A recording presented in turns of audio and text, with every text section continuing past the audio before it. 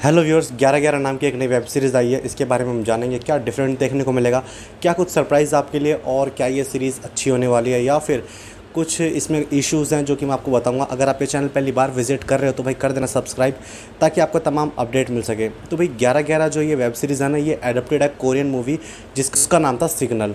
तो भाई क्या ये बिल्कुल उसकी कॉपी है, इसमें कुछ चेंजेस किए हैं। सबसे पहले हम 11-11 की जो कहानी है इस पर हम बात करते हैं। तो सीरीज़ में देखेंगे भाई हम यहाँ पे ना कुछ टाइम के बाद जितने भी पिछले 25 साल के केस है ना, वो यहाँ पे बिल्कुल ख़त्म होने वाले हैं और कुछ डिफरेंट देखने को मिलेगा।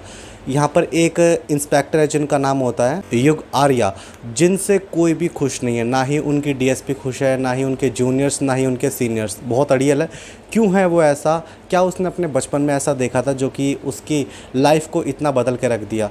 तो यहाँ पे अगर कहानी को और डीपली देखोगे तो वो एक केस को सॉल्व कर रहे होते हैं। एक ट्रांसमीटर होता है, जैसे वॉकी टॉकी टाइप होता है, उसमें वो बात करते हैं और उसमें एक दूसरे से वो बात करते हैं। सब सोचते हैं कि भाई नॉर्मली है, कोई हमारा कलीग्स होगा या फिर कोई आसपास का होगा। बट जब उसको पता लगता है कि वो जिससे बात कर रहा है वो 1990 से है, तो भाई कितना शौक होगा वो। और इस सीरीज़ में जो प्रेजेंट टाइम है वो 2016 का है। तो जो 1990 के केस थे उसको सॉल्व करने की कोशिश होगी। क्या जो आपके पास्ट में हो गया उसको आप चेंज कर सकते हो? उससे क्या प्रेजेंट में कुछ बदलाव आएगा?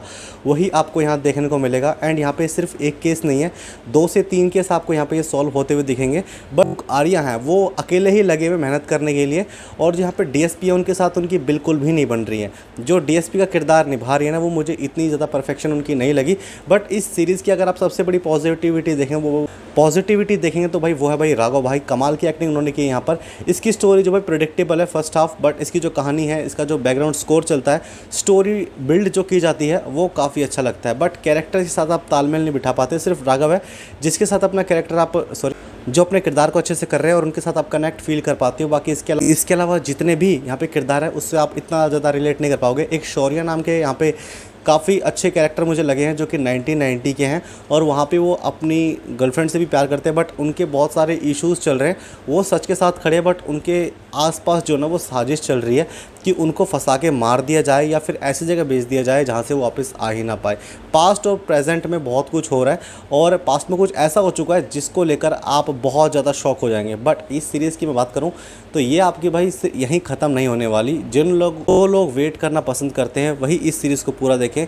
इसका सेकंड सीज़न भी आपको कुछ टाइम बाद देखने को मिलेगा। यहाँ पे फिनिश नहीं है। एंड में आपके सामने काफ़ी सारे सवाल छोड़े जाएंगे, जिसमें जो सबसे मेन सवाल है वो भाई डीएसपी का है। डीएसपी की लाइफ से जुड़ा है। उसकी लाइफ यहाँ पर इतनी ज़्यादा ब्रीफ नहीं दिखाई है, ड्यूटी से जुड़ी हुई दिखाई है। बट जब उसका आपको पास्ट पता लगेगा तब आप थोड़े से शॉक हो जाएंगे कि वहीं यहाँ पे डीएसपी है कौन, और उसका यहाँ पे किसी किरदार के साथ बहुत ही इंटरेस्टिंग नाता होने वाला है जो कि आपको यहाँ पे इम्प्रेस कर सकता है। तो भाई जो के ड्रामा इतनी नहीं देखते ना, तो उनको ये जो सीरीज़ है वो तो कमाल की लगने ही वाली है। बट मैंने सिग्नल ड्रामा नहीं देखा है।